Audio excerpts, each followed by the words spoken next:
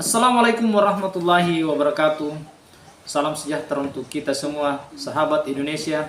Kali ini saya akan membahas apa saja yang membuat kita bahagia. Mungkin agak sulit mendefinisikan apa kebahagiaan itu dan apa indikatornya, tapi dalam video ini insya Allah kita akan menemukannya. Dan oleh karena itu, ikuti terus video ini.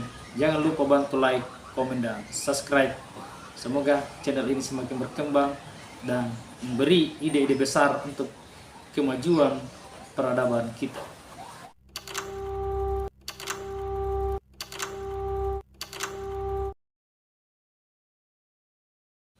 Ketika kita berbicara tentang kemiskinan, berarti kita akan berbicara tentang kuantitas materi yang mereka miliki. Tetapi ketika kita berbicara tentang kebahagiaan, berarti kita akan berbicara tentang kualitas.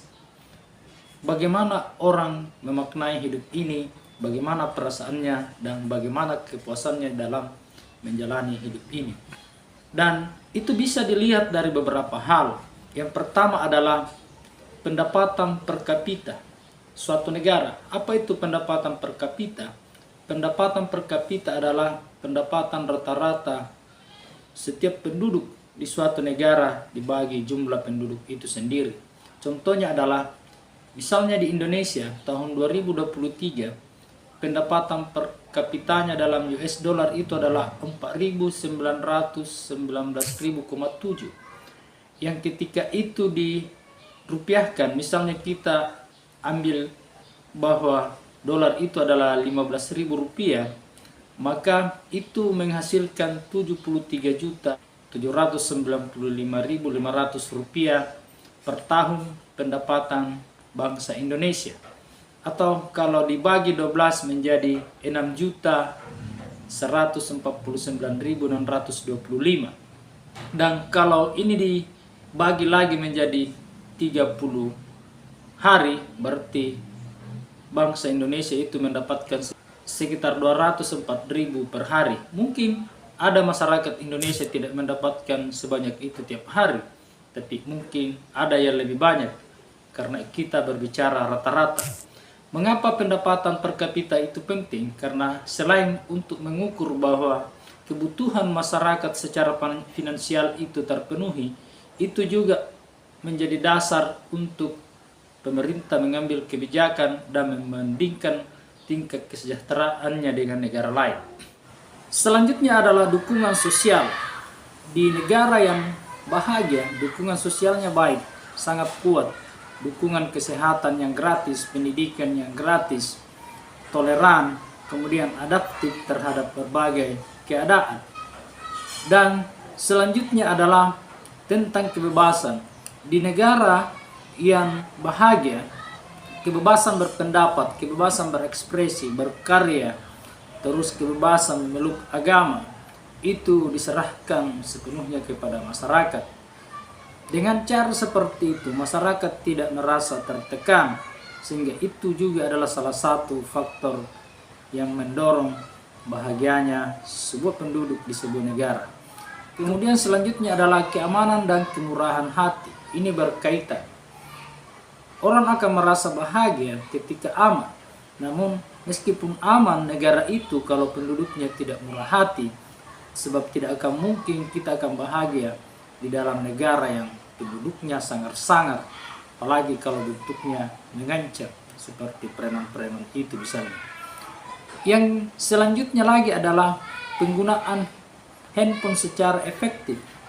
Di negara-negara Skandinavia yang kita kenal sebagai negara paling bahagia di dunia, penggunaan HP itu efektif, seimbang. Kadang masyarakatnya lebih suka berinteraksi langsung, kadang juga meninggalkan HP untuk melakukan olahraga dan hal-hal positif lainnya. Namun di sisi lain juga HP bagian dari kesenangan, chatting, VC, dan hal lainnya, game, itu dilakukan melalui HP. Artinya penggunaan HP di sana itu seimbang. Kemudian yang terakhir adalah tentang ketaatan terhadap agama. Mereka yang menjalankan agama dengan baik akan mendapatkan kebahagiaan tersendiri. Apalagi dalam agama Islam, Ustaz Adi Hidayat pernah mengatakan bahwa Islam itu tentang ketenangan. Ketika Anda masih gelisah, berarti ada yang salah dengan keislaman Anda. Pertanyaannya, dengan indikator-indikator yang saya sampaikan tadi, apakah Indonesia tergolong negara yang sangat bahagia? PBB setiap tahun melaksanakan yang namanya survei kebahagiaan di setiap negara.